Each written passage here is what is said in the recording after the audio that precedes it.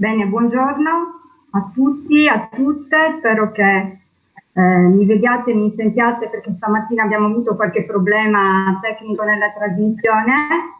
Io sono Chiara Moretti, ci siamo conosciuti con chi ha già partecipato all'evento precedente.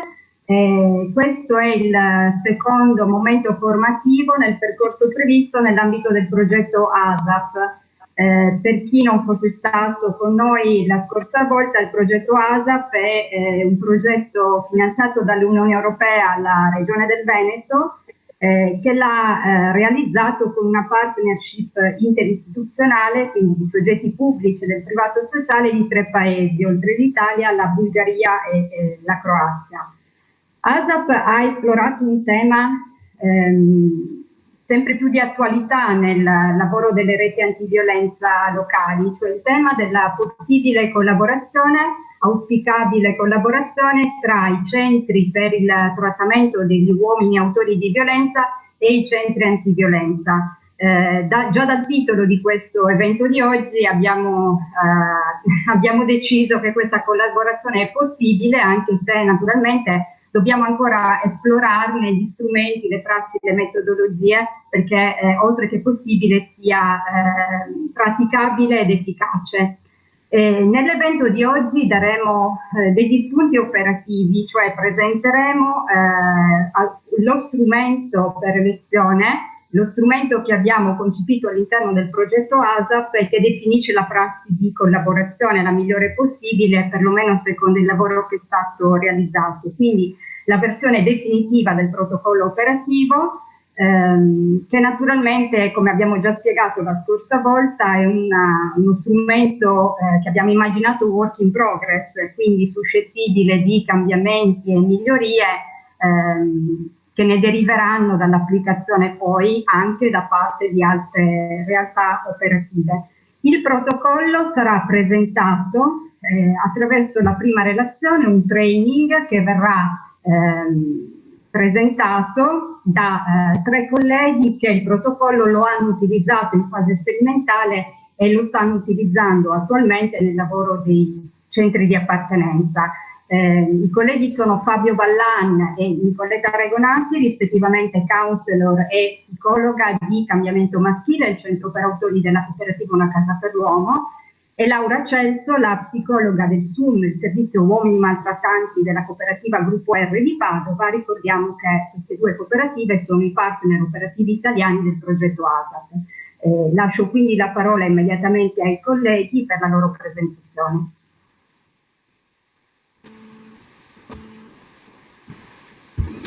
Grazie Chiara, buongiorno e bentrovati a tutti e a tutte. Oggi appunto, come annunciava Chiara, faremo appunto un affondo sul protocollo operativo che abbiamo illustrato venerdì scorso nella prima giornata di questo ciclo di presentazioni relative appunto al progetto europeo ASAP a cui abbiamo partecipato e che sta terminando.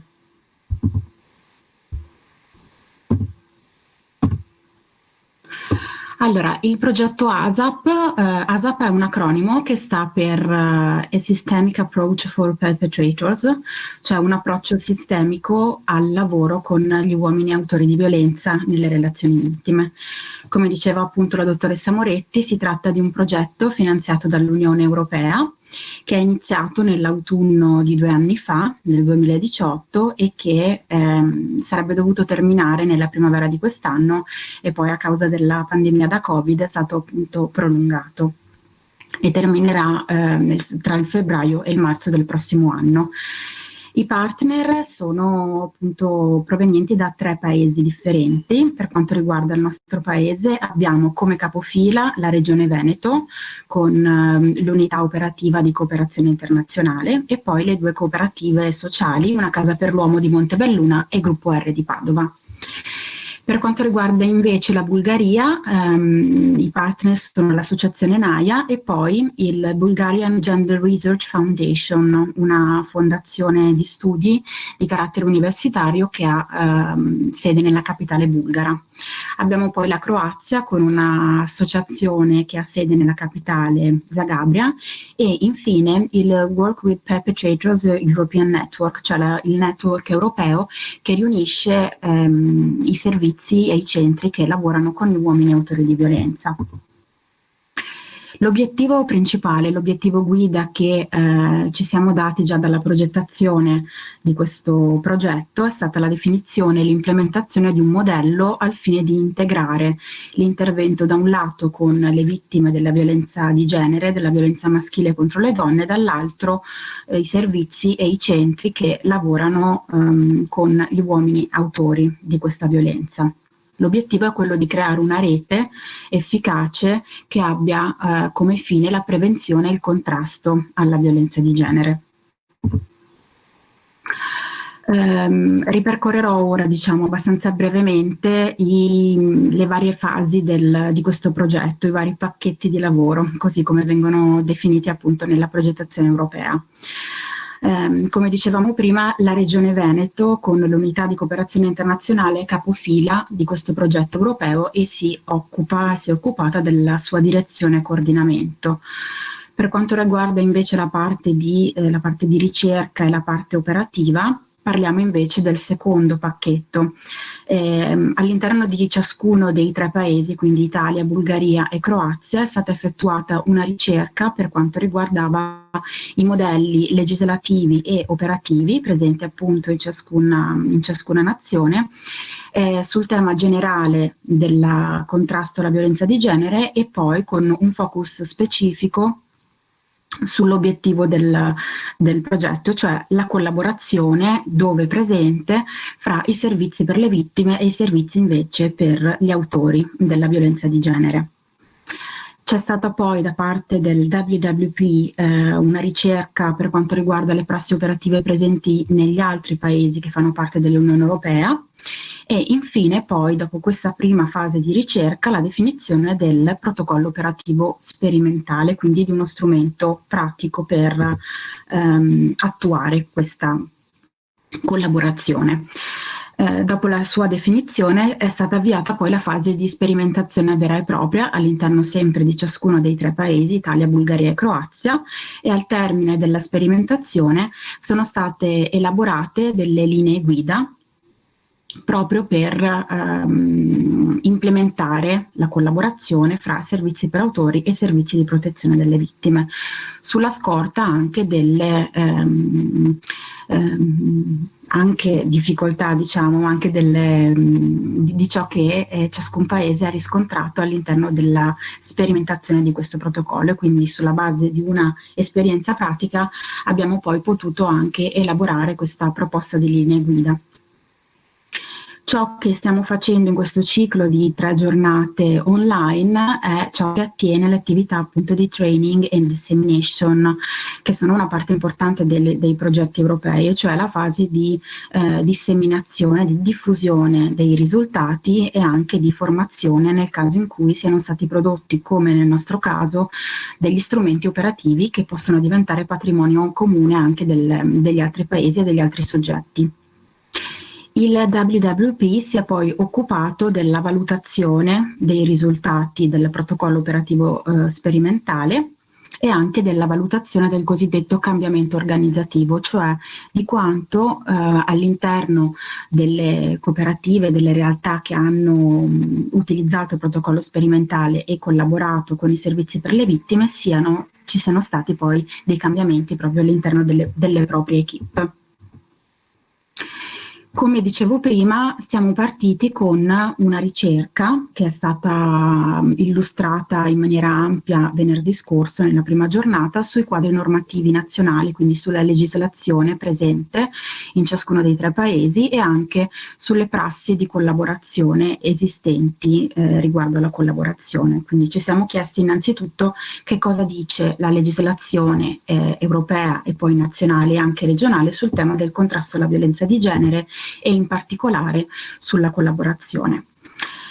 Ciò che abbiamo trovato è che questa collaborazione è esplicitamente prevista e auspicata Quindi già a partire dalla Convenzione di Istanbul, che è il nostro faro guida per tutti coloro e tutte coloro che operano nel campo del contrasto alla violenza di genere, la Convenzione di Istanbul è una convenzione che appunto è stata aperta alla firma nel 2011 ed è poi stata ratificata attualmente da 34 paesi europei. È uno strumento giuridico che nel momento in cui viene ratificato obbliga a degli obblighi appunto e degli oneri precisi i paesi che la ratificano. Nella Convenzione di Istanbul si auspica appunto che vengano sostenuti o dove ancora non presenti vengano aperti dei programmi rivolti agli autori di atti di violenza domestica, come possiamo appunto leggere all'interno dell'articolo 16.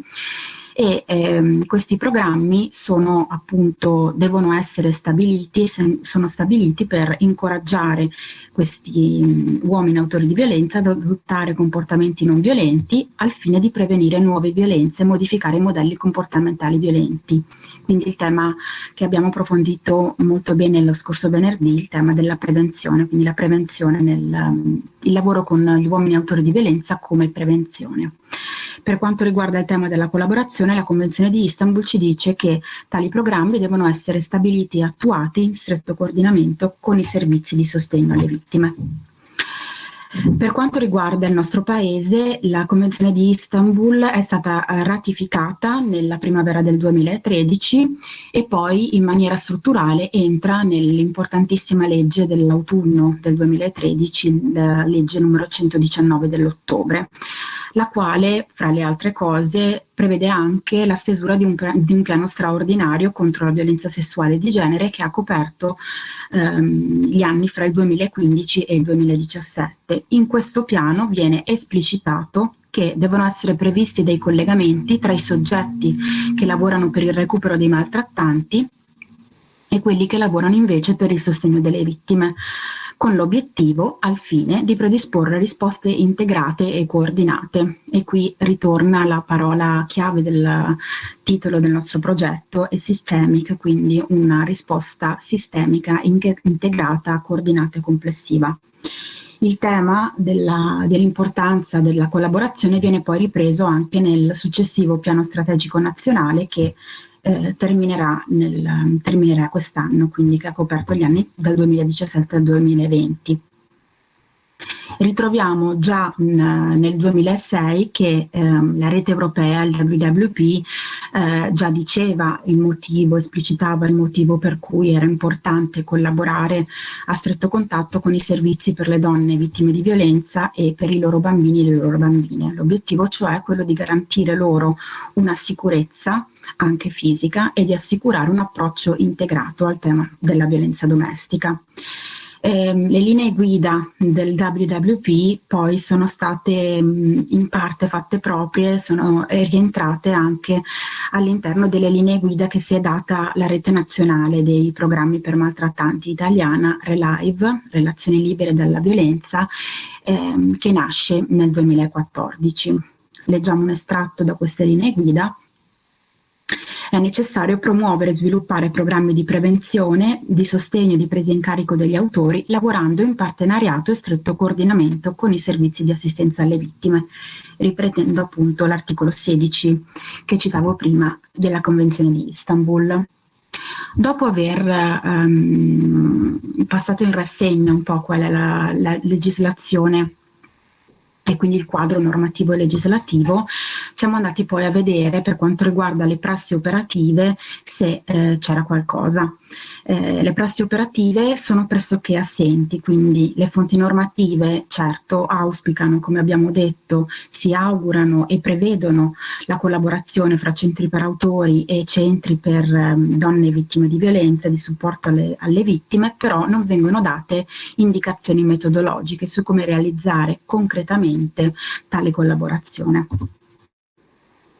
In questo vuoto abbiamo poi somministrato in ciascuno dei 3 paesi un questionario con l'obiettivo di indagare effettivamente in quel momento, quindi diciamo all'inizio del 2019, quali fossero le modalità operative di collaborazione, se ci fossero e quali fossero. Per quanto riguarda l'Italia, abbiamo intervistato tramite un questionario online 24 fra centri e servizi, soprattutto centri e servizi per uomini autori di violenza. Alcuni rispondenti appartenevano anche a centri antiviolenza. I risultati in breve sono stati che nel 58% dei casi, quindi il 58% dei servizi che ci hanno risposto, dicevano che c'era una collaborazione specifica tra servizi antiviolenza, quindi sostanzialmente CAV, centri antiviolenza, e servizi per autori, mentre nel 37% dei casi questa collaborazione veniva prevista soltanto in alcuni casi specifici. Dato importante, soltanto il 41% attuava una valutazione del rischio condivisa. Sappiamo quanto la valutazione del rischio sia un elemento fondamentale dei servizi per autori, ma anche dei servizi per le vittime ovviamente, e dato ancora più importante, solo il 16% utilizzava un protocollo o comunque uno strumento operativo per tale collaborazione. I rispondenti alla domanda perché collaborare, infatti eravamo curiosi, interessati a capire per quale motivo ritenevano che fosse importante, se ritenevano che fosse importante la collaborazione, la quasi totalità dei rispondenti ritiene che una collaborazione fra centri antiviolenza e servizi per autori è fondamentale per aumentare la sicurezza delle vittime, che ricordiamo è il principio guida che anima i servizi per il trattamento degli autori di violenza. Nel 79% i rispondenti dicono che è importante per prevenire la recidiva degli uomini maltrattanti. Quando è stato chiesto di ritrovare, di riscontrare le principali difficoltà in questa collaborazione, più della metà ha risposto citando e portando in causa la mancanza di risorse e fondi adeguati e anche la mancanza di linee guida nazionali sul tema. Da qui si è partiti per elaborare questo protocollo operativo sperimentale che nel dettaglio la mia collega dottoressa Regonati fra pochi minuti illustrerà. L'obiettivo ispiratore, l'obiettivo cardine di questo protocollo sperimentale, che appunto è stato studiato e elaborato all'interno del progetto ASAP, è la sicurezza e la protezione delle vittime della violenza subita e assistita. Quindi ciò che abbiamo in mente e che dobbiamo tenere in mente in tutte le fasi di attuazione del protocollo sperimentale è questo, quindi proteggere, assicurare una protezione alle vittime della violenza agita dagli uomini contro le donne, violenza diretta, quindi le donne, ma anche la violenza assistita, quindi pensiamo anche ai bambini e alle bambine che assistono quotidianamente a queste violenze. Come fare questo? Attraverso l'utilizzo di uno strumento operativo per declinare appunto concretamente nella prassi la collaborazione fra le due tipologie di servizio. Ovviamente noi nella giornata di oggi ci soffermeremo in particolare sulla collaborazione tra servizi per autori di violenza e centri antiviolenza, ma all'interno della rete, che come abbiamo detto prima è fondamentale per lavorare con la violenza, si auspica che tale protocollo oppure delle modificazioni di tale protocollo possano essere utilizzate anche da altri attori della rete, come ad esempio gli operatori della tutela minori, gli operatori e le operatrici dei consultori familiari delle forze dell'ordine. Pensando alla strutturazione del protocollo, abbiamo fin da subito ritenuto che esso avrebbe dovuto avere una struttura semplice e agile, quindi un protocollo operativo vero e proprio che andasse operativamente appunto a declinare la collaborazione. Dovesse avere anche una definizione dettagliata delle varie fasi operative e poi dei risultati che sarebbero dovuti essere verificabili, quindi che avrebbero dovuto avere un riscontro anche per quanto riguarda la verificabilità. Ci sono alcune cose importanti da ricordare per quanto riguarda l'utilizzo di questo protocollo, che è aperto ovviamente, come diceva in apertura la dottoressa Moretti, a modifiche, adattamenti al proprio contesto, anzi questi elementi sono assolutamente auspicabili. Il focus imprescindibile è, ripetiamo, la protezione delle donne, dei bambini e delle bambine. E questo protocollo speriamo che sia soltanto uno strumento di partenza appunto da ampliare e implementare, quindi che abbia come tema di fondo l'utilità pratica.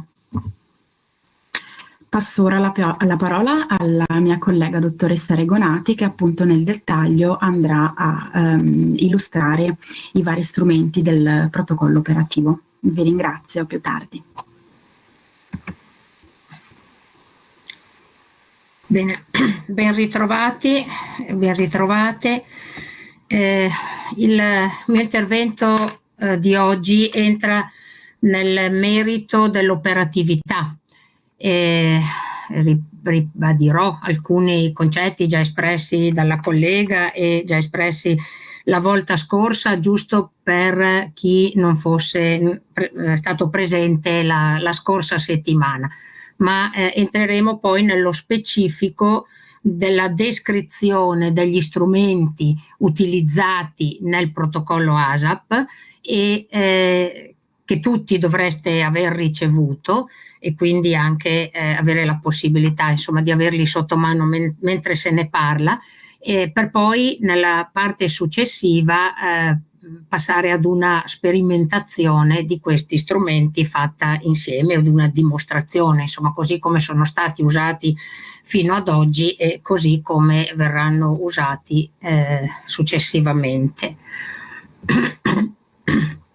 Allora, il protocollo operativo abbiamo visto che, lo abbiamo ripetuto più volte, ha come obiettivo principale la sicurezza delle vittime, quindi delle donne, delle partner, ex partner, fidanzate e quant'altro, e anche dei minori, dei bambini che sempre assistono in modo diretto o indiretto alla violenza che si agisce all'interno della famiglia, e questo viene fatto attraverso un lavoro congiunto tra il centro antiviolenza e il centro per autori che seguono la coppia, e soprattutto per quanto riguarda i due elementi fondamentali, insomma il rischio che c'è in quella che si valuta in quella situazione e le eventuali recidive durante il percorso. L'altro obiettivo è anche quello di migliorare l'efficacia e l'efficienza degli interventi con gli autori attraverso l'acquisizione di informazioni dettagliate sulla situazione attraverso la vittima. E naturalmente, perché questo possa essere fatto, i due centri devono condividere alcune cose, prima fra esse la definizione di Istanbul, così come l'abbiamo già sentita ribadire e come sancita dalla Convenzione di Istanbul. Avere entrambi l'obiettivo primo e generale di protezione e sostegno delle donne e delle bambini e delle bambine vittime di violenza, e la consapevolezza che la violenza che è un fenomeno complesso e multidimensionale, dove necessariamente la presenza di attori diversi deve confrontarsi, lavorare perché possa essere in qualche modo come dire, affrontata, se non proprio risolta, che è una parola grossa. I partecipanti seguono separatamente i due membri della stessa coppia, indipendentemente che siano che le due persone, l'autore e la vittima, continuino la convivenza oppure che questa sia finita, perché non è detto che finita la convivenza finiscano le azioni violente, le azioni che vengono appunto agite nel contesto delle relazioni. E poi, come già la collega ha specificato, laddove possibile il protocollo potrebbe essere allargato ad altri soggetti della rete, no? Come i servizi sociali, le forze dell'ordine, eccetera. Quindi che partecipa in primis all'utilizzo di questo protocollo sono gli operatori dei due centri che seguono la coppia, ma allargato ad altre realtà, proprio per la complessità di cui si diceva prima, insomma.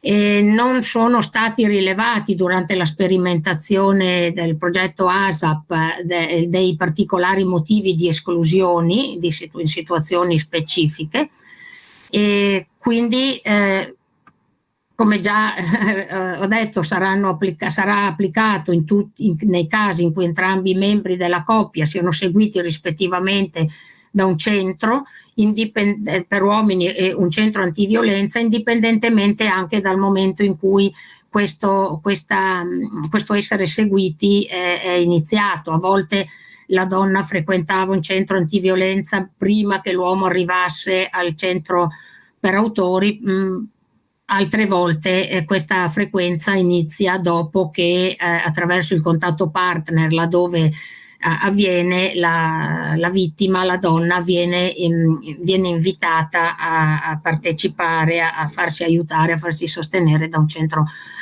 antiviolenza. Naturalmente questa collaborazione è tanto più importante laddove si valutano situazioni ad alto rischio e dove c'è una presenza di minori vittime di violenza assistita e dove si rilevano ripetuti episodi di violenza, un'escalation insomma nella storia delle persone. Il primo documento importante per l'attivazione del protocollo è un documento che tutti i centri già utilizzano ed è il documento che riguarda la privacy, in cui vengono elencate tutto ciò che la normativa vigente prevede e che deve prevedere lo scambio di informazioni tra centri antiviolenza e centri di autore. Sulla base di questo documento si stanno facendo delle riflessioni sulla necessità di un protocollo etico da condividere tra i centri, perché ci si è accorti nel confronto che ci sono alcuni punti da chiarire. Per esempio, se la donna rifiuta il contatto partner, è opportuno che avvenga questo confronto tra il centro antiviolenza e il centro per uomini, fin dove l'autodeterminazione della donna, le sue scelte, eccetera, possono influenzare l'utilizzo del protocollo ed altre questioni di questo tipo. Insomma, ci stiamo lavorando. La procedura di collaborazione per l'utilizzo del protocollo prevede due fasi. Una prima fase che chiamiamo fase 1, il cui obiettivo è quello di favorire la conoscenza reciproca tra le equipe dei due centri, e la fase 2 invece che è quella che dura nel tempo e che prevede incontri tra i due referenti dei due centri, naturalmente chi segue la donna e chi segue nello specifico l'autore, che dura nel tempo si incontrano più o meno ogni 4 mesi, finché i due membri della coppia sono seguiti dai due servizi. Questa durata naturalmente dipende anche dalla lunghezza dei programmi dei centri per autori soprattutto.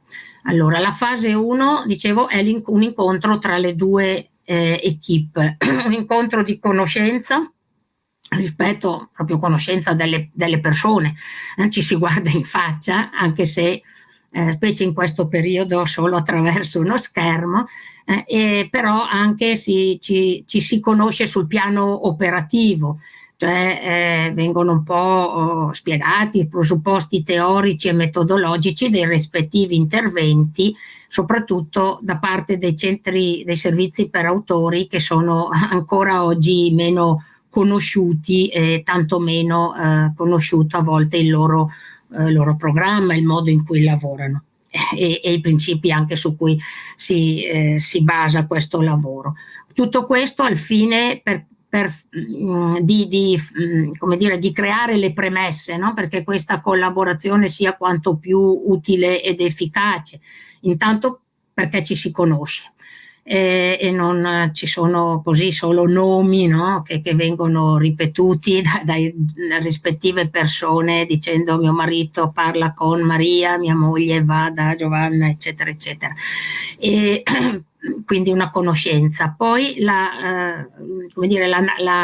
lavoro, finché il lavoro sia basato sulla fiducia reciproca, avendo chiaro che l'obiettivo dei due centri è lo stesso, e l'abbiamo visto e già ripetuto più volte qual è questo obiettivo, e anche se questo non esclude la possibilità di confrontarsi su visioni differenti, metodologiche o ideologiche.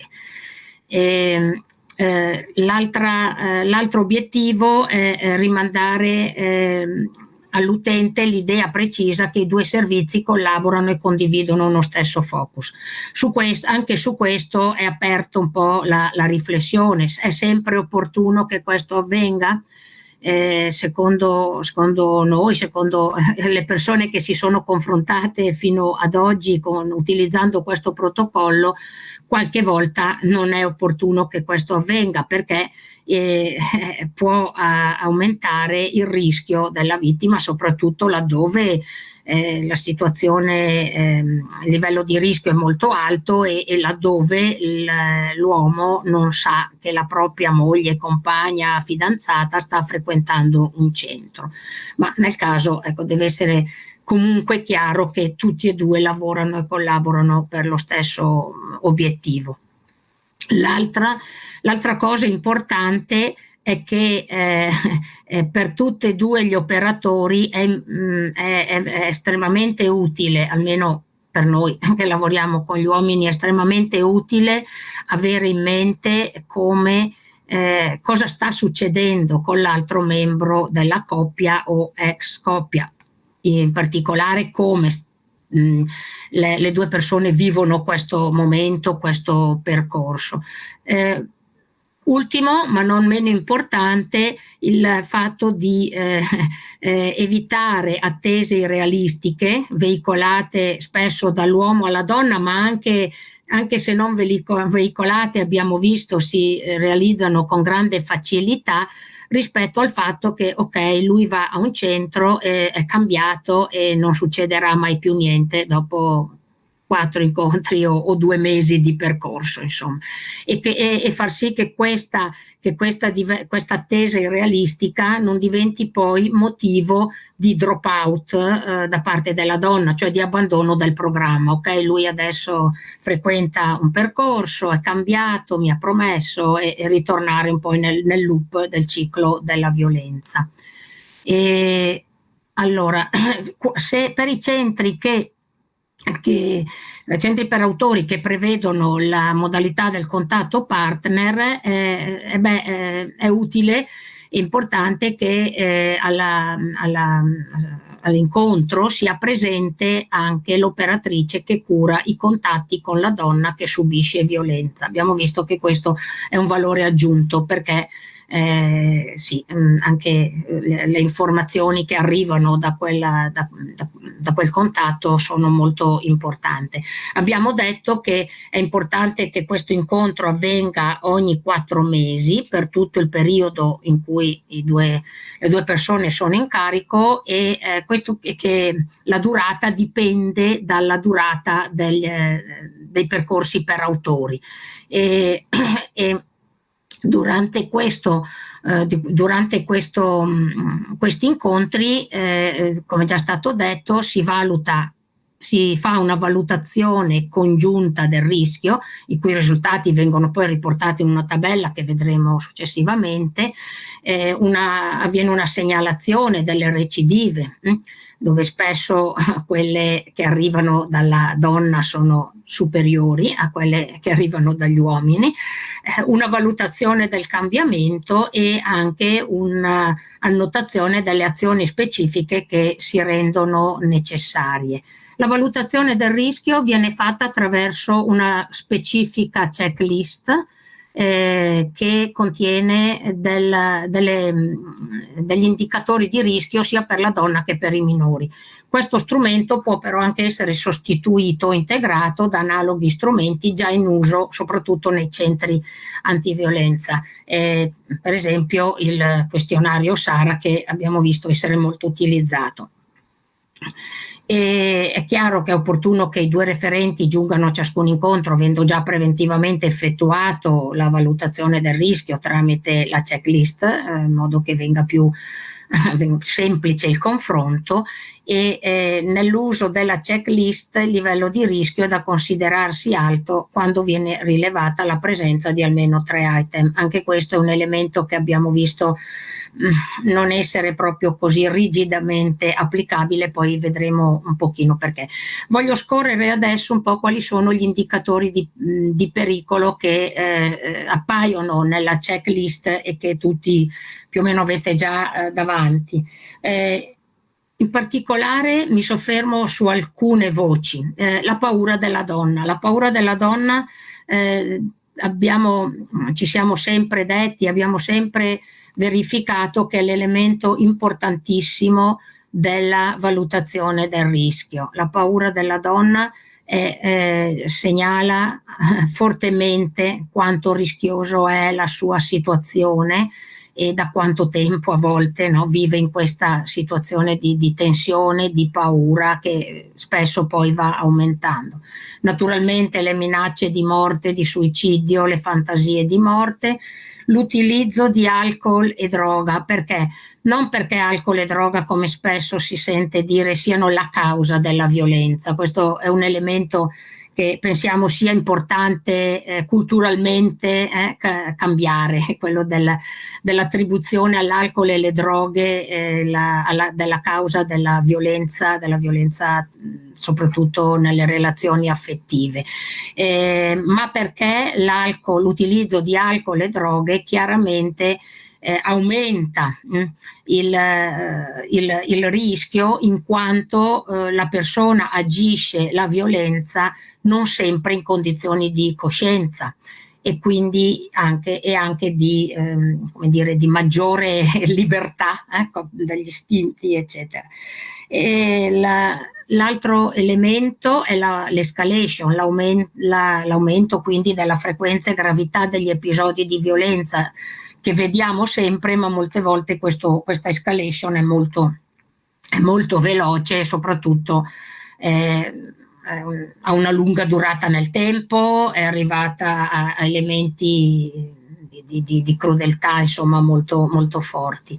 La gelosia eccessiva, morbosa, mi verrebbe da dire quella che gli uomini chiamano gelosia, ma che gelosia non è.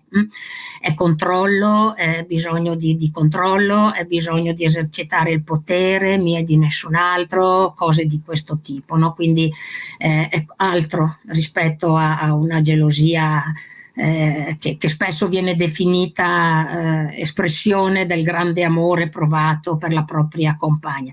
I precedenti penali sicuramente hanno un peso, anche se ci dobbiamo chiedere un po' quali sono questi precedenti, no? Avere un precedente per esempio per spaccio per droga è diverso da avere un precedente per omicidio, da avere un precedente per altre situazioni già di maltrattamento, eccetera, hanno un peso sicuramente diverso. L'utilizzo, l'avere accesso, avere a portata di mano in casa armi e parlando di queste come così qualcosa di molto familiare, per esempio, e vado avanti, il fatto che la donna abbia dato disposizioni dopo la sua morte, chiaramente questo è un elemento che va a sottolineare, no? Quanta alta sia la sua paura, la violenza verso i bambini che qualche volta è presente, l'abuso di animali domestici spesso esercitato per fare dispetto a lei, no? L'animale, il gatto, il cane che lei ama molto, eccetera. La violenza in relazioni precedenti, altro elemento importante, perché lo diciamo sempre, non è cambiando la compagna che cambia il comportamento dell'autore. Abbiamo più volte visto persone arrivare al programma dopo la seconda, la terza relazione che ha avuto come caratteristica appunto l'utilizzo della violenza. Poi naturalmente precedenti interventi di polizia per comportamenti minacciosi, stalking e altre cose di questo tipo, la pretesa che la relazione vada avanti per sempre, no? Insieme per la vita, insieme per sempre, non il solito mio di nessun altro e queste cose. L'intenzione della donna di separarsi o la pratica di divorzio in corso, perché sono situazioni di altissima criticità, lo vediamo anche dalla cronaca, no? Non voleva perderla, non ha resistito all'abbandono, cose di questo tipo. Ecco, diagnosi psichiatrica per il maltrattante e che non sia trattata da un servizio psichiatrico. A questo proposito, per quanto riguarda i nostri programmi, se è presente una diagnosi psichiatrica o l'utilizzo di alcol e altre droghe in modo problematico, si accetta nel percorso l'uomo solo se c'è una collaborazione, se l'autore si rivolge anche a un CSM o a un CERT o un servizio di alcologia, insomma, in modo che si possa lavorare in modo congiunto, tenendo sotto controllo, sapendo insomma che c'è un lavoro anche su questi due aspetti. E poi una violazione delle misure alternative. Questi sono gli elementi che abbiamo visto essere indicatori di un rischio molto elevato. Ce ne sono altri che a volte indicano un rischio minore, ma anche se non sempre questo poi abbiamo visto nella pratica è davvero un rischio minore. Un rischio più basso, la rabbia verso la polizia, l'attribuzione a qualcosa fuori da sé, no? Dalla responsabilità rispetto ai comportamenti, ma io non sono un uomo violento, il problema è che quando bevo l'alcol mi fa questi effetti, no? La sorveglianza, il controllo verso la propria compagna in seguito a quella che si diceva prima essere definita gelosia, no? Il non accettare il rifiuto, la proiezione di emozioni sugli altri, estreme sugli altri, ce l'hanno con me tutti, minimizzazione degli episodi di violenza sempre presente, che poi cambia nel corso del lavoro con gli uomini, ma la checklist viene fatta ai primi contatti, quindi al primo contatto con l'uomo, quindi la minimizzazione è sempre violenta, è sempre presente, e qui il confronto con la collega del contatto partner aiuta a vedere anche quanto forte è questa minimizzazione, no? Poi la credenza che tutti sono contro di sé, carabinieri del paese ce l'hanno con me per questi motivi, la famiglia di lei non mi ha mai accettato, insomma tutte queste cose, rifiuto del cambiamento e definizione di sé come inflessibile, non disponibile al cambiamento, non disponibile ai compromessi, no? Io sono così, eccetera. Accelerazione del coinvolgimento nelle fasi iniziali della relazione, no? Ci si conosce, ci si mette insieme, dopo 3 mesi lei è incinta, eccetera. Tentativi di suicidio da parte della vittima, il fatto che l'autore sia cresciuto in un ambiente violento o che sia vittima a sua volta di violenza assistita. Abbiamo visto che questo è un elemento molto presente negli uomini, negli autori, o anche insomma una storia di vita passata in situazioni di difficoltà, affido, comunità, eccetera. Per quanto riguarda i rischi relativi ai minori, la gravidanza, sappiamo che la gravidanza è un momento molto molto critico, spesso in cui la violenza inizia o si amplifica. Poi se lei si occupa dei bambini, se sono figli solo di lui, di lei, se hanno figli insieme, come queste cose poi interagiscono tra di loro. Poi la valutazione, se lei sa che i minori hanno sentito hanno assistito sia come presenza sia anche solo avendo sentito nella loro stanza quanto stava avvenendo insomma in casa. il fatto che lui abbia più o meno colpito i minori una volta, che abbia minacciato di colpirli, di ucciderli in modo diretto o anche in modo diretto. Ecco. Poi vedremo che i dati, dove riportare i dati di questa valutazione. Abbiamo detto poi anche che l'altro elemento che viene rilevato e valutato durante l'utilizzo del protocollo sono le recidive. Quindi per quanto riguarda il nostro servizio, durante tutto il percorso, anche durante il lavoro di gruppo, si tengono registrate le recidive raccontate dagli uomini su una tabella, insomma, tipo questa che vedete. Lo stesso si chiede che venga fatto a chi segue la donna, dove cosa la donna riporta, quando, così per vedere anche quanto corrispondono, e poi riportiamo, finalmente arriviamo alla scheda operativa e sulla quale poi tutti questi valutazioni, risultati eccetera vengono riportati e che viene compilata ad ognuno degli incontri. Il primo solo per quanto riguarda la valutazione del rischio, nei successivi anche per gli altri elementi. Come vedete nella scheda c'è il numero del caso, che è il numero del database, insomma, di solito per identificare la persona, il primo incontro, secondo, terzo, eccetera, chi partecipa e la data. Ognuno dei centri coinvolti, presenti nella valutazione, nell'utilizzo del protocollo, riporta la propria valutazione del rischio, la misurazione della recidiva e misurazione del cambiamento, che in primis viene fatta secondo una valutazione delle persone e che poi però, come vedremo, può essere fatta anche in un secondo momento attraverso uno strumento specifico.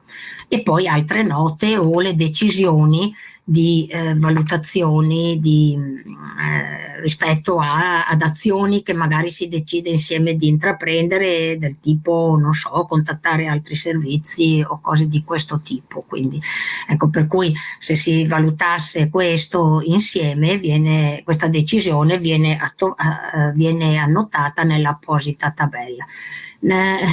Ci siamo resi conto che il protocollo anche permette di confrontarsi rispetto ad altri elementi qualitativi, no? Che può essere la percezione di una maggiore o minore pericolosità di quella evidenziata dalla checklist, al di là degli elementi oggettivi, perché dobbiamo sempre tenere presente che il modello a cui il lavoro, almeno dei centri per autori, fa riferimento è un modello ecologico che tiene conto della complessità.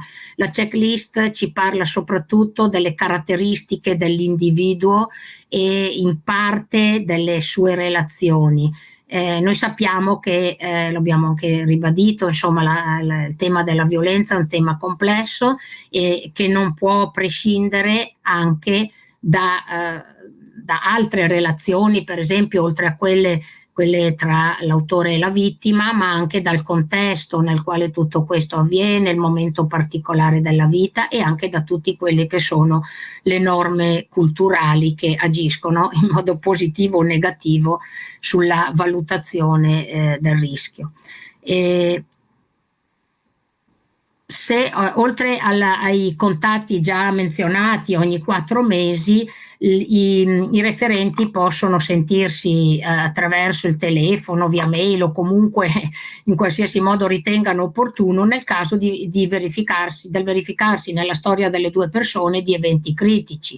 Quindi, esempio, cambiamenti significativi nel ciclo della vita, no?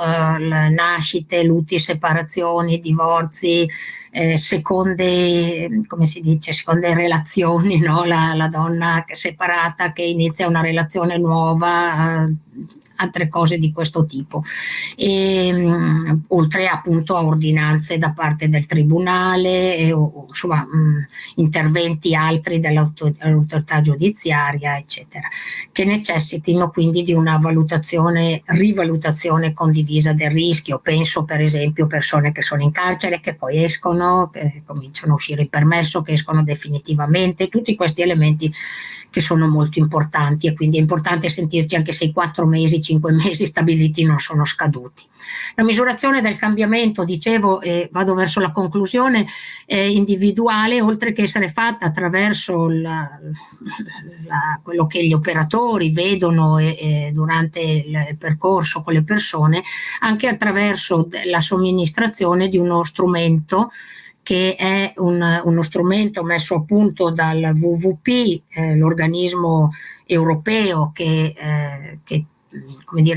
coordina in qualche modo, che tiene insieme tutti i centri che lavorano con gli autori, e che è rappresentato da questo strumento. È un questionario che può essere utilizzato, che dovrebbe essere utilizzato sia con l'uomo che con la donna.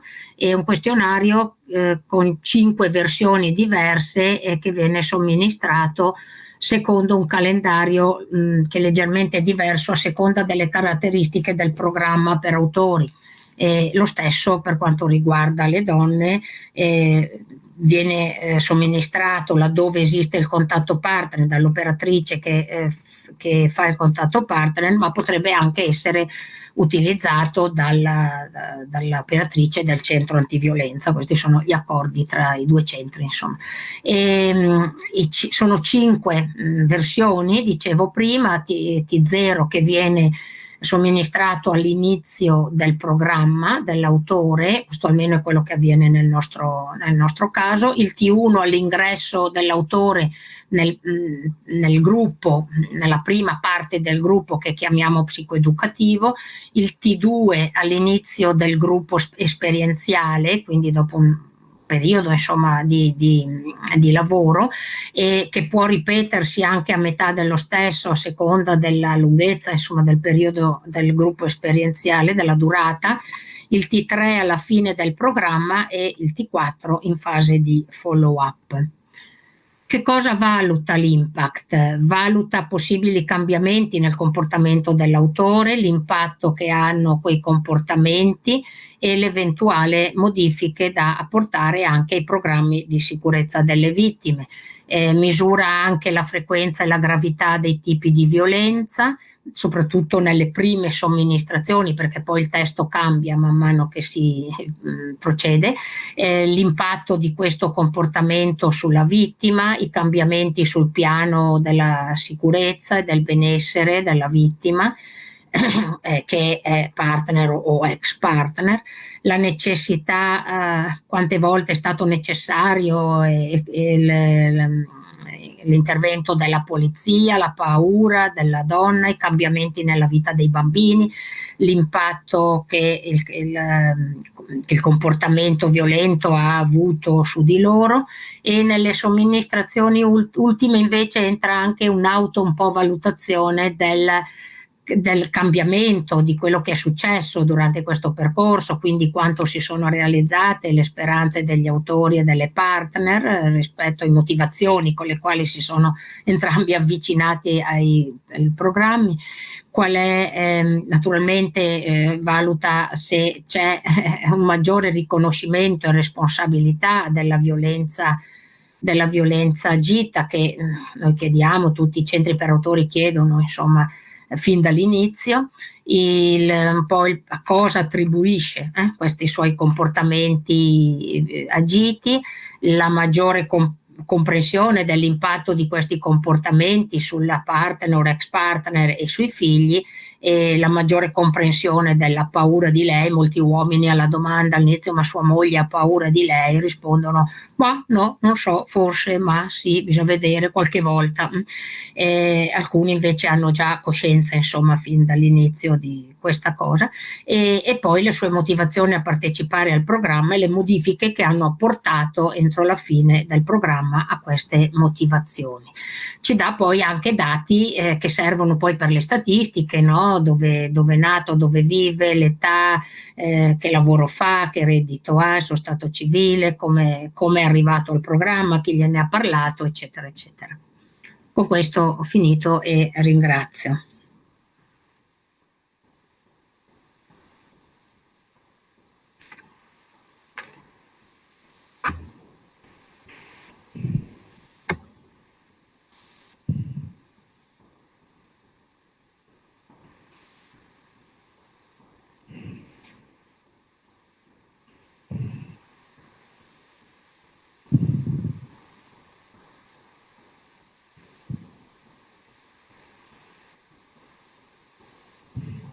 Mi sentite? Ok, buongiorno. Stavo attendendo la visualizzazione delle mie slide dalla regia, se è possibile.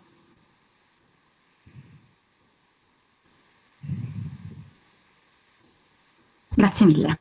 Do la parola al mio collega Fabio Ballan, counselor della cooperativa Una Casa per l'Uomo. Ecco, buongiorno a tutti e a tutte. Quello che faremo in questo tempo sarà cercare di mettere in pratica quanto era stato detto finora dalla dottoressa Regonati, quindi cercare di, a partire da un caso di una coppia, appunto, a partire da un caso semireale, ovviamente inventato, ma con delle connotazioni verosimili, cercare di dimostrare quello che è il lavoro di collaborazione tra un centro antiviolenza e un centro di trattamento per autori di violenza. Penso che abbiate già ricevuto un po' quella che è la vignetta clinica, cioè la storia dalla quale noi partiremo.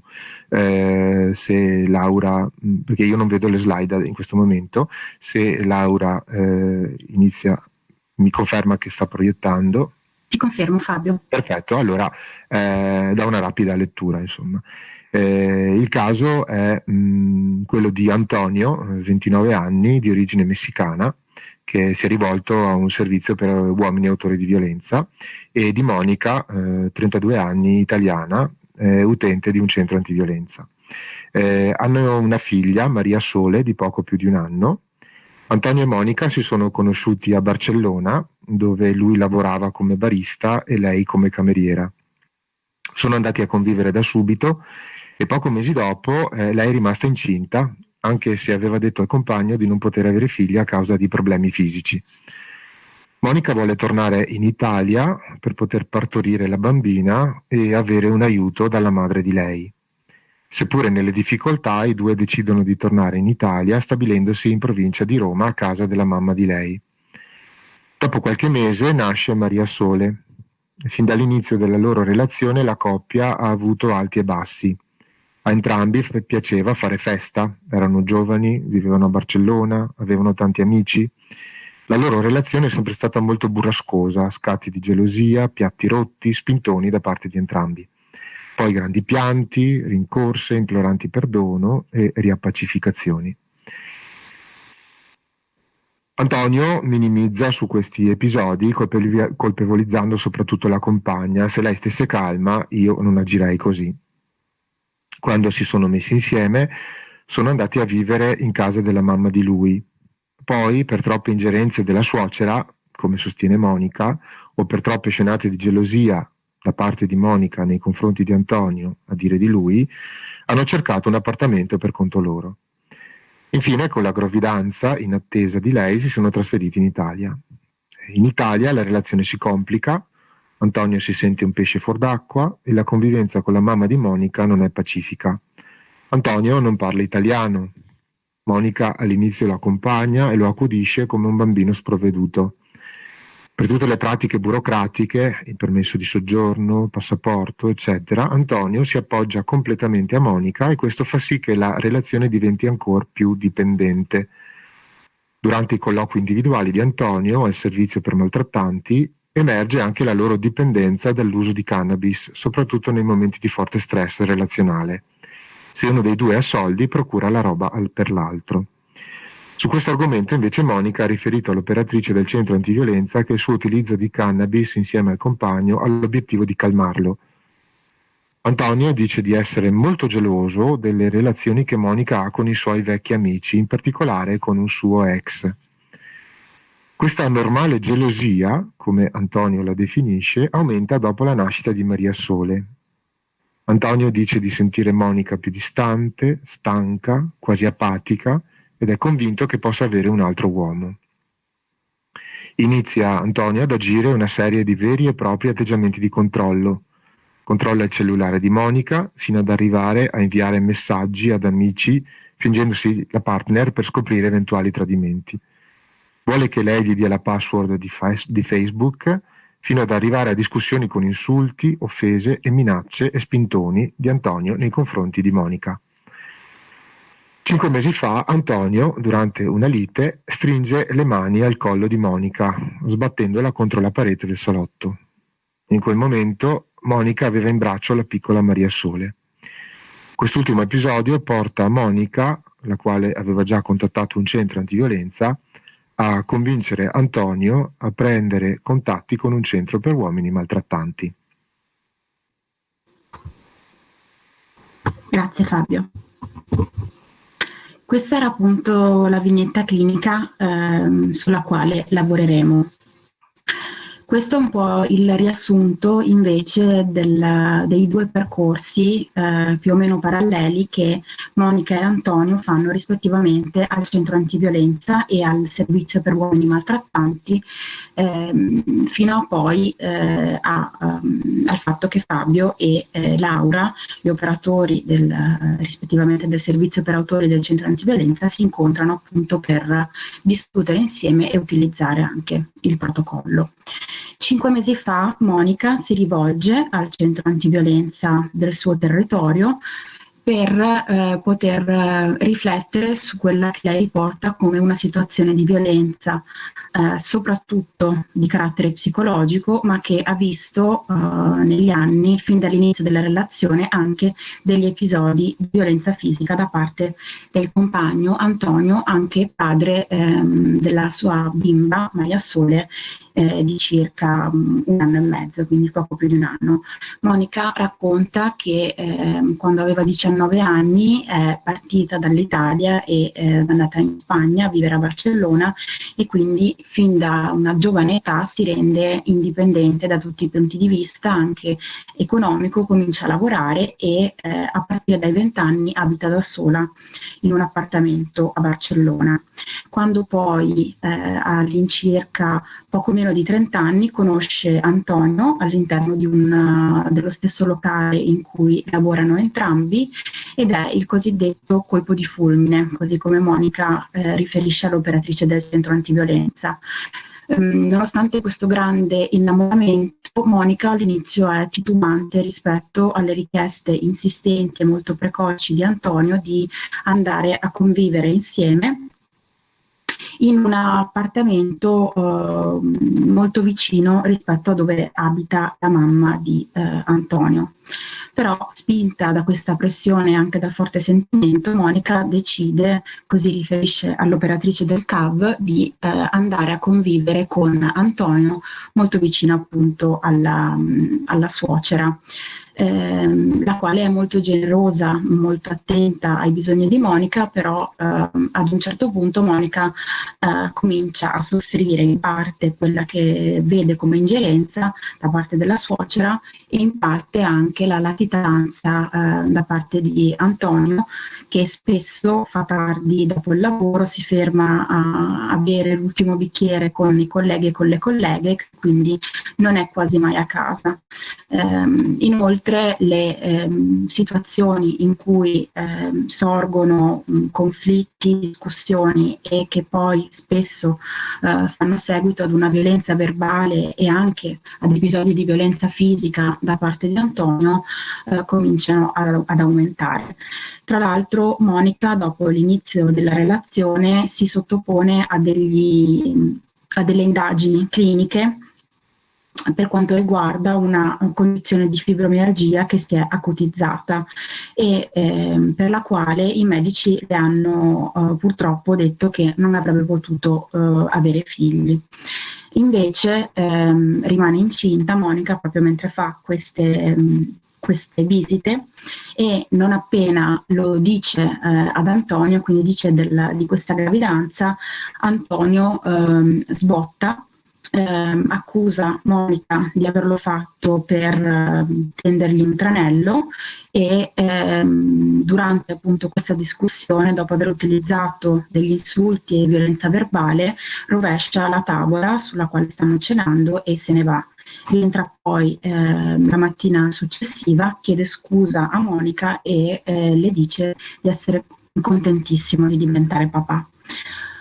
Dopo qualche settimana, appunto, così come ci ha raccontato Fabio nella vignetta clinica, Monica chiede ad Antonio di tornare in Italia e di essere sostenuta nella gravidanza dalla madre. Antonio accetta e insieme ritornano in Italia, dove appunto Antonio comincia ad avere delle difficoltà perché non conosce quasi per nulla l'italiano, si sente impotente perché non può lavorare subito e quindi si appoggia molto a Monica, fino a quando nasce Maria Sole. E il giorno in cui nasce Maria Sole, Antonio promette a Monica che ora che la loro famiglia appunto si è ampliata, nulla potrà fermare la loro felicità, e quindi per l'ennesima volta le promette che il suo comportamento sarebbe cambiato. 5 mesi fa però Monica, non vedendo cambiamenti sostanziali nel comportamento di Antonio, decide di rivolgersi al centro antiviolenza, e durante il terzo colloquio con l'operatrice del CAV dice che aveva visto di sfuggita un'intervista alla televisione della responsabile di un centro per autori di violenza, e chiede all'operatrice del CAV se potrebbe essere una possibilità per far cambiare Antonio. Laura, l'operatrice del CAV, che poco tempo prima aveva incontrato all'interno di una formazione Fabio, operatrice del centro maltrattanti, e che quindi aveva avuto l'opportunità di conoscere la metodologia dei servizi per uomini autori di violenza, fa presente a Monica che potrebbe essere una possibilità però individuale per Antonio, e che però è importante che Monica non riponga su questa possibilità appunto delle attese di speranza, o comunque delle attese irrealistiche, perché appunto se nel caso Antonio decidesse di fare questo percorso, la responsabilità della violenza e anche dell'interruzione della stessa sarebbe soltanto sua, mentre Monica dovrebbe comunque continuare a concentrarsi su se stessa e al lavoro che sta facendo su di sé e appunto al centro antiviolenza. Dopo l'episodio, diciamo, di tentato strangolamento, per definirlo così, Antonio accetta di iniziare un percorso, dopo che più volte Monica gliel'aveva chiesto, presso il servizio per uomini maltrattanti. Ecco quindi che arriviamo alla telefonata dell'operatore del servizio per uomini maltrattanti Fabio, che contatta l'operatrice Laura del CAV appunto per comunicare l'inizio del percorso di gruppo di Antonio, chiedendo disponibilità per un incontro di condivisione. Prego Fabio.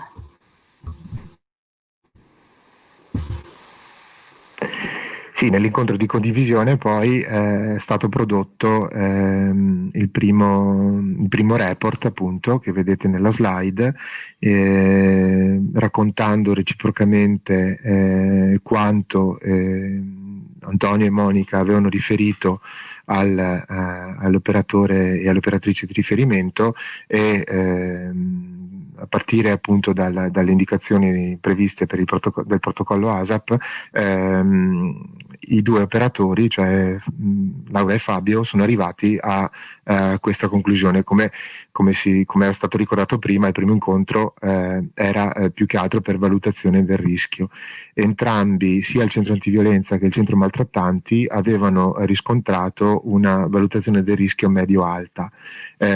Questo perché perché nei vari indicatori di rischio erano stati trovati i seguenti indicatori. Allora, innanzitutto, sono quelli evidenziati in rosso. Innanzitutto l'utilizzo di alcol e droghe. Era stato ricordato prima che non sono sicuramente i responsabili dell'agito violento, ma sono sicuramente degli attivatori, permettono, ecco, degli inibitori di quello che poteva essere il controllo.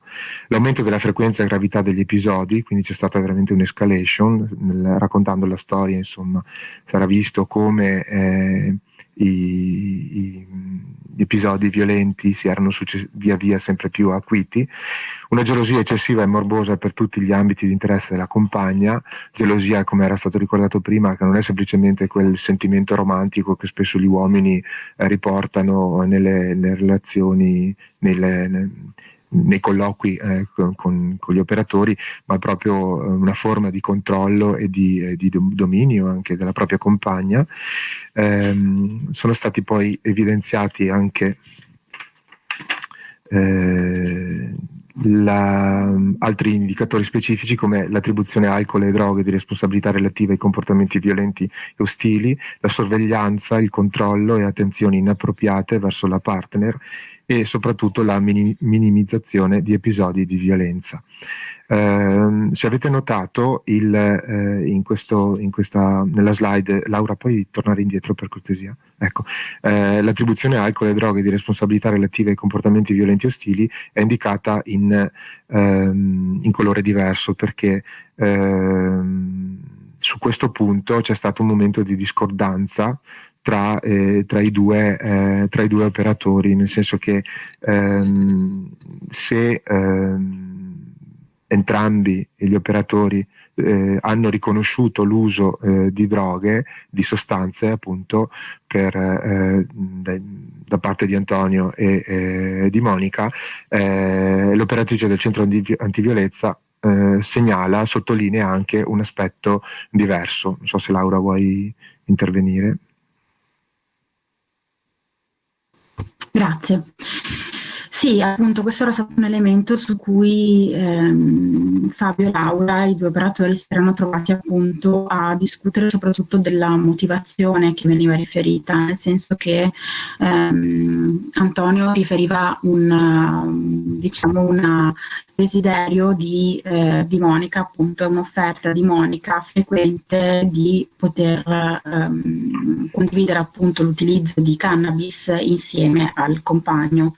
Monica invece riporta che nel momento in cui aveva conosciuto Antonio, Antonio già faceva uso insomma di cannabis, che lei ne aveva fatto uso soltanto dopo averlo conosciuto in maniera assolutamente occasionale, e che nei momenti in cui però vedeva che Antonio stava virando da una, tra virgolette, normale discussione invece a degli atteggiamenti di aggressività e di violenza verbale, e anche poi con il rischio di un'escalation verso la violenza fisica, aveva trovato questo escamotage, nel senso che se in quel momento riusciva a convincere Antonio a consumare della cannabis, in qualche modo vedeva che Antonio si calmava e si tranquillizzava, e quindi era una tattica, una strategia di sopravvivenza che Monica aveva riferito appunto all'operatrice del CAB in questo senso. Monica poi comunque aveva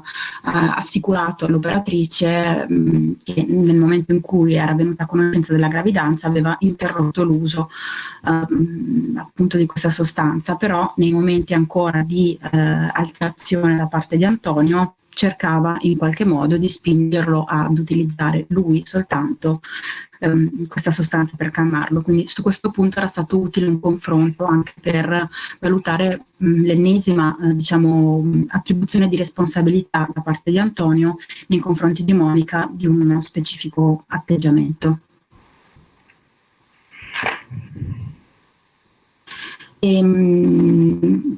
Poi abbiamo visto come dalla vignetta clinica c'era stato, soprattutto però dal racconto di Monica e quindi non da quello di Antonio, c'era stata un'accelerazione del coinvolgimento nelle fasi iniziali della relazione, quindi Antonio aveva spinto verso una convivenza poco dopo l'incontro con Monica, e quindi aveva spinto fin da subito, ecco, su una dualità alla quale Monica invece non era così tanto favorevole, che insomma aveva assecondato soltanto dopo le pressioni e la fase di colpo di fulmine e di coinvolgimento iniziale. Per quanto riguarda poi i rischi relativi ai minori, appunto abbiamo evidenziato che hanno figli insieme. Lei sa che i minori hanno sentito cosa è successo in alcuni episodi e che hanno assistito ad alcuni episodi. Abbiamo letto che c'è stato un episodio molto grave, e cioè quello appunto di un tentativo, insomma, di strangolamento, e poi vedremo, ecco, come la cosa verrà discussa anche per quanto riguarda, insomma, la tutela e la protezione dei minori. Ed eccoci quindi al secondo incontro, il secondo incontro che avviene 4 mesi dopo. Allora ci si incontra tra i 2 operatori e l'operatore Fabio racconta quello che in questi 4 mesi è successo, è capitato ad Antonio. Dunque durante questi 4 mesi Antonio ha consentito a prendere contatti con un servizio di trattamento delle dipendenze, anche perché questa è una condizione necessaria per poter poi continuare il percorso col centro per autori di violenza. La convivenza tra Antonio e Monica continua, anzi sono andati ad abitare in un piccolo appartamento per conto loro. Antonio ha trovato un lavoro come corriere espresso, è spesso fuori casa e ovviamente anche per questo motivo continua ad essere geloso della compagna. Ogni tanto però uno spinello e una birretta, anche più di una, lo aiutano a pensare di meno ai problemi quotidiani. Ha iniziato a frequentare il gruppo psicoeducativo, vi partecipa con puntualità, lavoro permettendo, e sembra anche ben inserito nel gruppo, anche se a volte pare non essere troppo coinvolto. Proprio durante uno di questi incontri Antonio racconta un episodio di violenza verbale accaduto con la compagna. Racconta che è tornato a casa dopo una giornata in giro col furgone, trova l'appartamento ancora in disordine, i piatti non lavati, la bambina da cambiare e Monica ancora al telefono. Questa situazione veramente lo fa infuriare, non riesce a controllare la rabbia, comincia ad insultare la compagna dicendole che è un incapace, una stronza, una cattiva madre e una puttana, perché sostiene sia al telefono con il suo ex. A questo punto gli altri del gruppo gli hanno chiesto se fosse passato anche alle mani, conoscendolo, ma lui sostiene che questo invece non è successo. A te, Laura, invece Monica ha raccontato di questo episodio?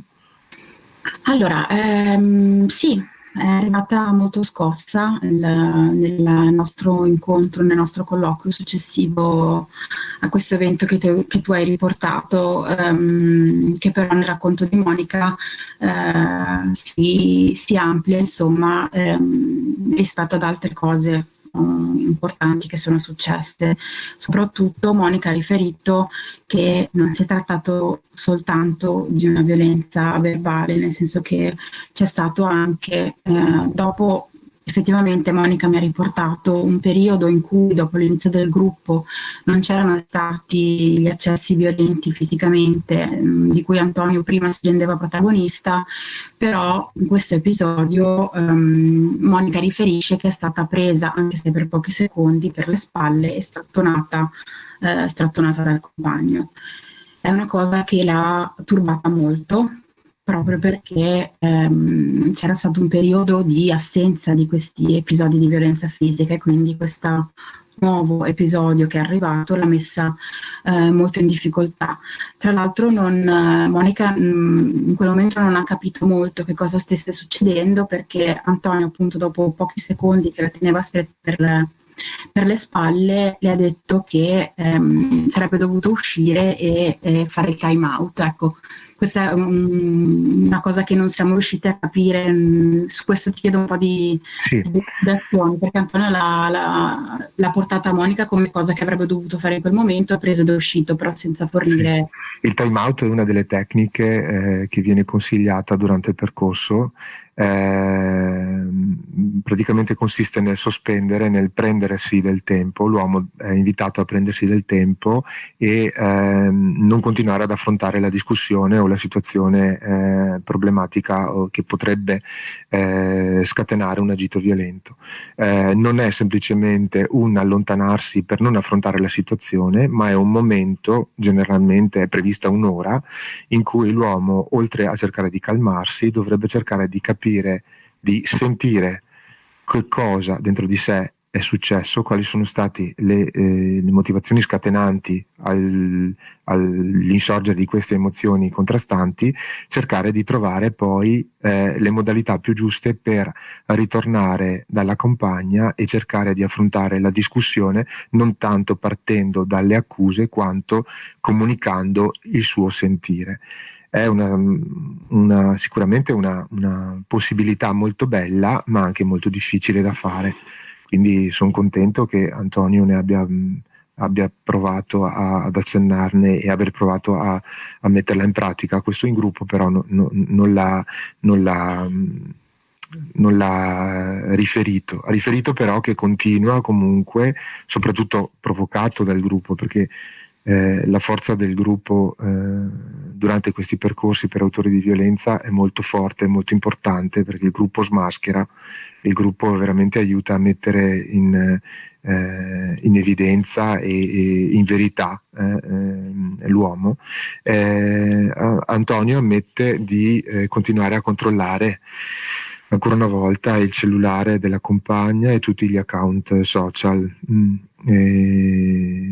E ha ammesso anche purtroppo che sta lasciando poco alla volta gli incontri con il servizio di trattamento per le dipendenze.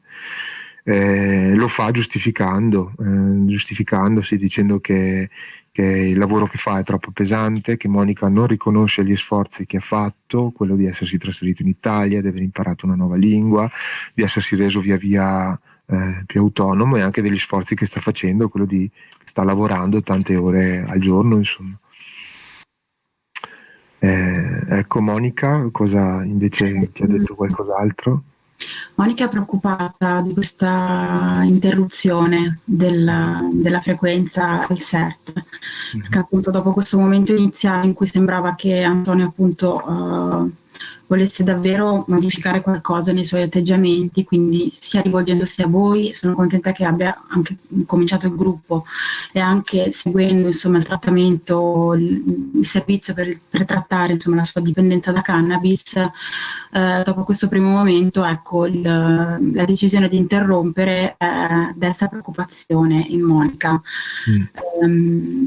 che tra l'altro ha diciamo un'altra versione rispetto anche a come mi sembra che Antonio si veda come papà e come genitore. Sì, lui sostiene di essere veramente un padre premuroso, attento, è arrivato a dire e a ricordare ancora anche davanti al gruppo che quando c'è stato quel momento che Monica dice che è stato uno strangolamento, lui aveva fatto solo per fermare Monica e proteggere la bambina che era in braccio, quindi diciamo che fa ancora un po' fatica ad arrivare a una presa di coscienza e ad assumersi fortemente la responsabilità del proprio agito, insomma.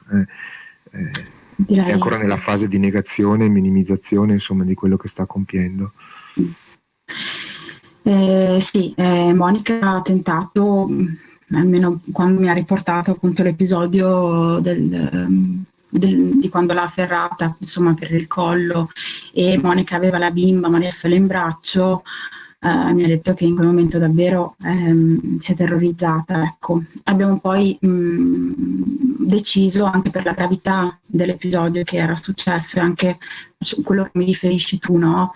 E di cui avevamo parlato anche nel primo incontro, Fabio, cioè del fatto che Antonio non si è reso conto della gravità di quello che è successo e di che cosa sarebbe potuto succedere anche a Maria Sole. Da questo punto di vista in equipe abbiamo deciso di proporre a Monica delle consulenze psicologiche su questo tema specifico, quindi anche di come, visto che c'era stato questo episodio grave, di come tutelare anche rafforzare, diciamo, sostenere il suo ruolo di madre in questo momento delicatissimo, e anche di tutelare, insomma, la bambina, quindi di fare anche un percorso di empowerment delle capacità di Monica genitoriali, di essere una buona madre e di prendersi cura della propria figlia. Monica è sicuramente un'ottima madre, però a volte ritiene che Antonio non potrebbe mai arrivare a fare del male alla bambina, ecco, e su questo abbiamo pensato che forse accompagnarla per farle presente che Monica non può controllare le azioni e i comportamenti di Antonio, e che quindi non può comportare nemmeno altri possibili agiti violenti anche che potrebbero fare del male anche alla bambina. Quindi Monica ha accettato queste consulenze, insomma, psicologiche che sta affrontando con la terapeuta del centro, e con la quale ha anche iniziato ad affrontare, non so se Fabio su questo Antonio ha riportato qualcosa, però Monica, dopo l'evento in cui, diciamo, quello che Antonio riporta come violenza verbale, ma che per Monica è stato un momento forte di ritorno della violenza fisica, Monica sta cominciando per la prima volta a pensare seriamente alla separazione.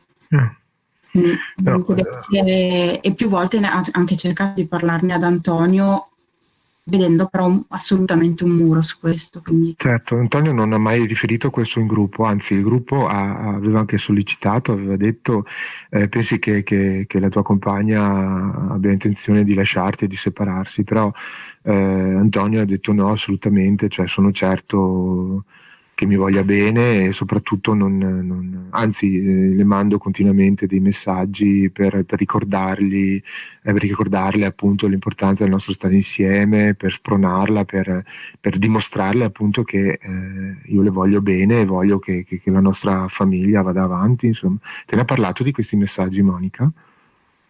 Sì, ricordo un paio di settimane fa Monica è arrivata addirittura portandomi il cellulare e facendomene leggere alcuni. Ogni mattina Antonio inizia la giornata scrivendo questi messaggi lunghissimi indirizzati a Monica, e appunto dicendole ricordandole i primi tempi in cui si sono incontrati e innamorati, assicurandole che tutto dovrà andare così come è iniziato, che il loro amore è una favola, che quindi in ogni caso dovrà superare tutte le difficoltà. Monica mi dice che è arrivata a non rispondere più nemmeno a questi messaggi, perché poi cerca magari quando Antonio torna la sera di discuterne, di fargli presente che lei sta pensando ad una cosa molto diversa e quindi ha la possibilità di separarsi, di interrompere questa relazione. Antonio non ne vuole proprio sentir parlare, in maniera aggressiva in questo caso, in questo caso specifico non diventa verbalmente aggressivo, ma si chiude e quindi proprio non dà alcun tipo di risposta, se non quella, dopo mezz'ora, dopo un'ora, di inviare questi messaggi in cui, insomma, molto romantici, molto appunto relativi ad un'immagine di questa storia che deve continuare un po' oltre tutte le difficoltà, ecco. Sì.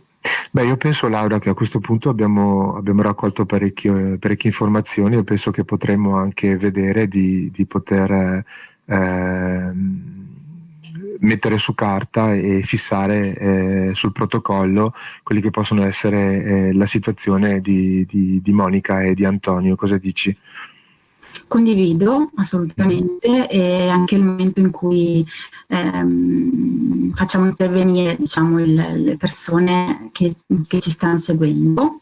Ok, quindi visto il secondo incontro, quindi visti anche gli elementi in più che sono stati aggiunti rispetto al percorso di Antonio e al percorso di Monica, adesso vi daremo circa 10 minuti, ok, nei quali vi chiediamo un po', tenendo sotto mano la checklist e anche la tabella che appunto vi è stata fornita, di valutare il rischio attuale, quindi scorrendo ed evidenziando gli item della checklist, e poi anche riempire le caselle relative alla misura della recidiva, quindi di nuove recidive nel comportamento violento, e se poi ovviamente volete aggiungere delle note qualitative a margine.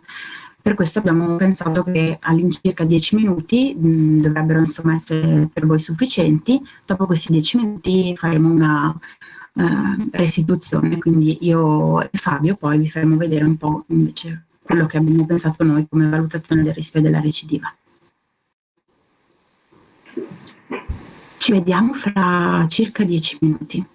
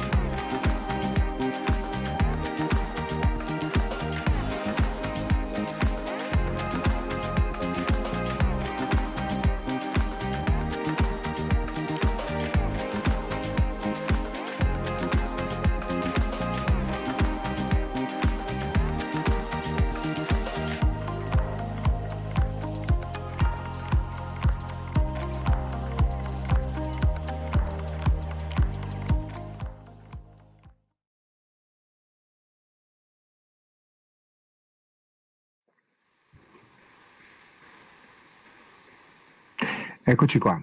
Allora, abbiamo avuto un po' di tempo per riflettere, per cercare di compilare la scheda di valutazione e ora vi forniamo quello che sono state un po' le nostre riflessioni.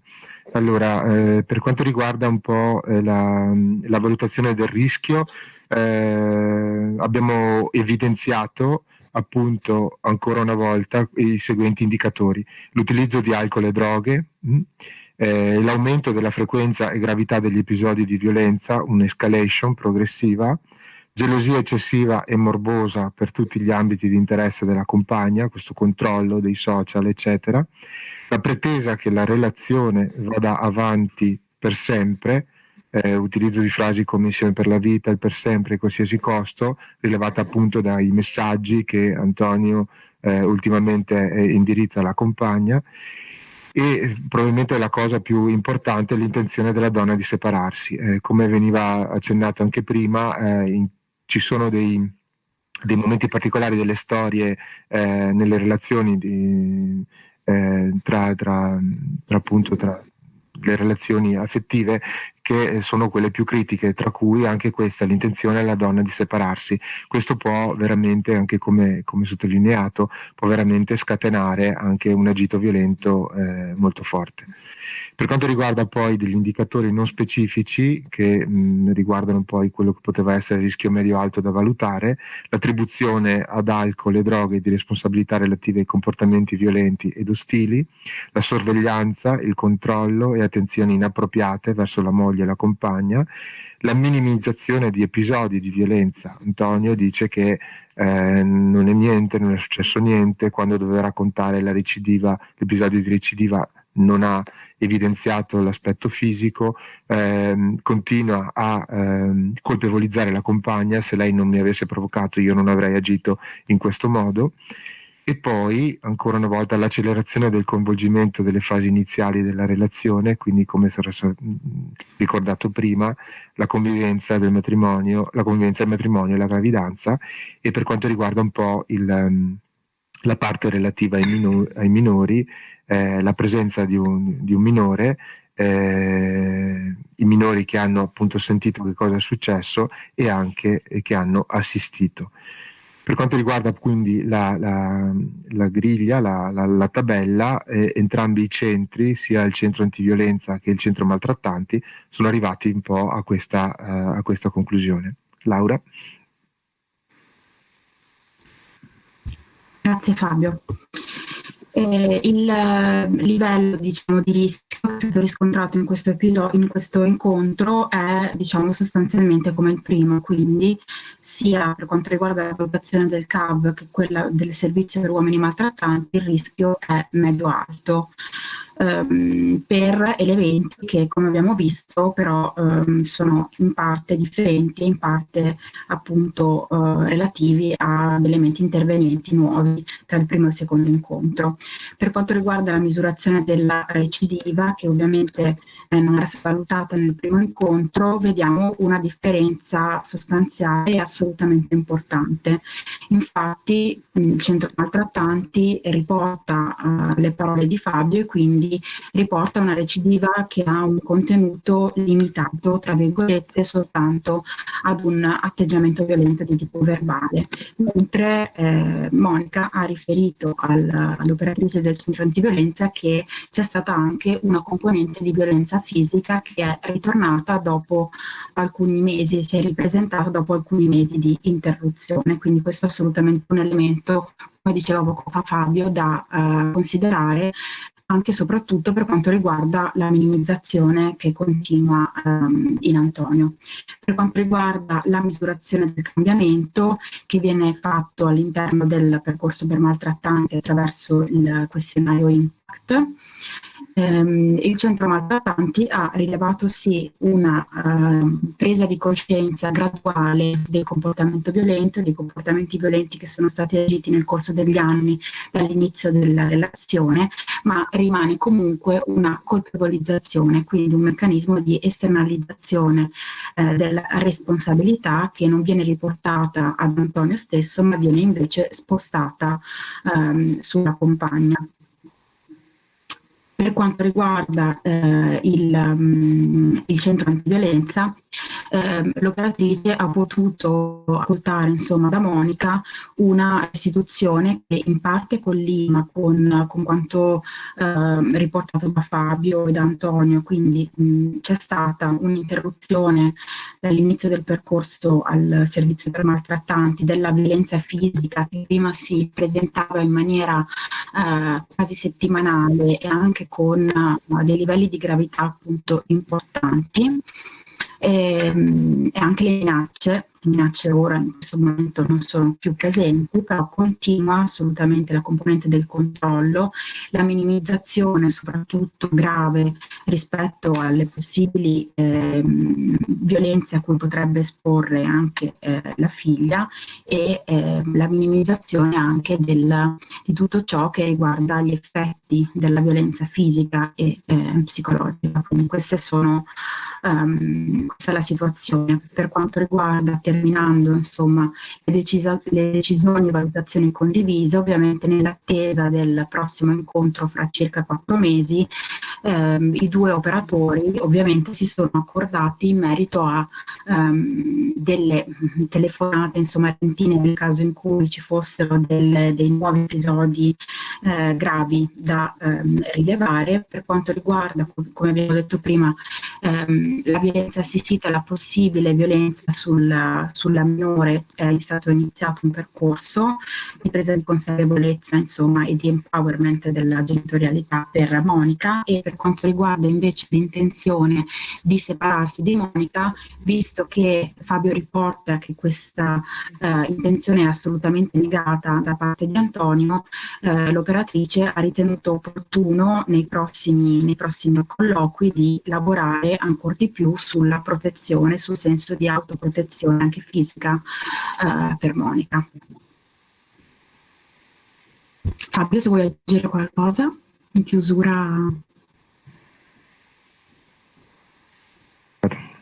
Mi ero dimenticato il microfono spento. Niente, avete semplicemente visto quella che poteva essere un incontro normale tra due centri e le valutazioni, i ragionamenti che vengono fatti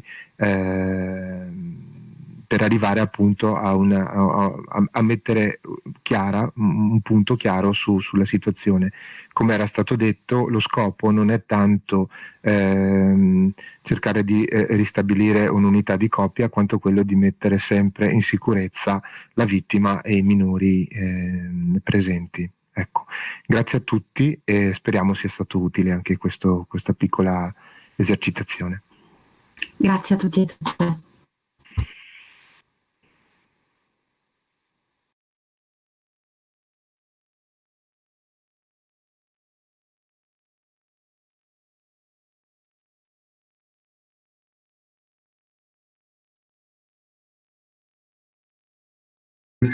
Chiedo scusa Chiara, il microfono spento, non la sentiamo.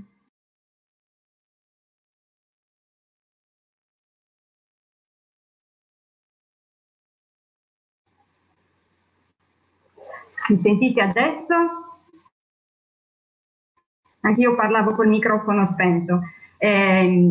Io ringrazio i colleghi e le colleghe che hanno fatto questa relazione, che ci ha fatto entrare di più nel merito dell'utilizzo del protocollo operativo. Alcune note tecniche, adesso facciamo una pausa di un quarto d'ora circa, riprenderemo puntualissimi tra un quarto d'ora appunto, perché siamo prevedibilmente un po' in ritardo rispetto ai tempi. C'erano alcune domande che ci sono state poste. La prima riguardava l'utilità delle UDMD cosiddette, cioè delle riunioni interistituzionali dirette che vengono fatte sulla situazione specifica, come possibile forma strutturata di collaborazioni dirette. Ovviamente sì, insomma, tutte le forme appunto strutturate non occasionali, sostenibili, di collaborazioni dirette, così come auspicate dalla normativa vigente, sono utili e vanno implementate. Naturalmente il protocollo ASAP è un'altra forma di di collaborazione che riguarda appunto nello specifico i centri per autori e i centri antiviolenza. La seconda domanda che ci è stata posta dalla dottoressa Motterle della Regione del Veneto è una domanda che ci permette di spiegare a tutti, a tutte i partecipanti, che cosa siano i contatti partner cosiddetti. Alcuni centri per autori, non tutti ma tanti, hanno nella loro metodologia di lavoro prevedono appunto il contatto partner, ovvero la possibilità di contattare la partner o la ex partner dell'uomo che segue il trattamento, che segue il programma. Per che cosa? Per sentire fondamentalmente il suo punto di vista sulla situazione della relazione, sulla situazione familiare. Il contatto partner viene svolto in linea con la normativa vigente da un'operatrice di genere femminile, quindi possibilmente formata al lavoro con le donne che subiscono violenza. Può essere svolto telefonicamente o in presenza e di solito viene svolto in fase iniziale, intermedia e conclusiva del percorso di trattamento dell'uomo e durante gli eventuali follow-up. Il contatto partner ci serve, come ho già detto, a sentire il punto di vista della donna, quindi approfondire la situazione, ritarare la valutazione del rischio.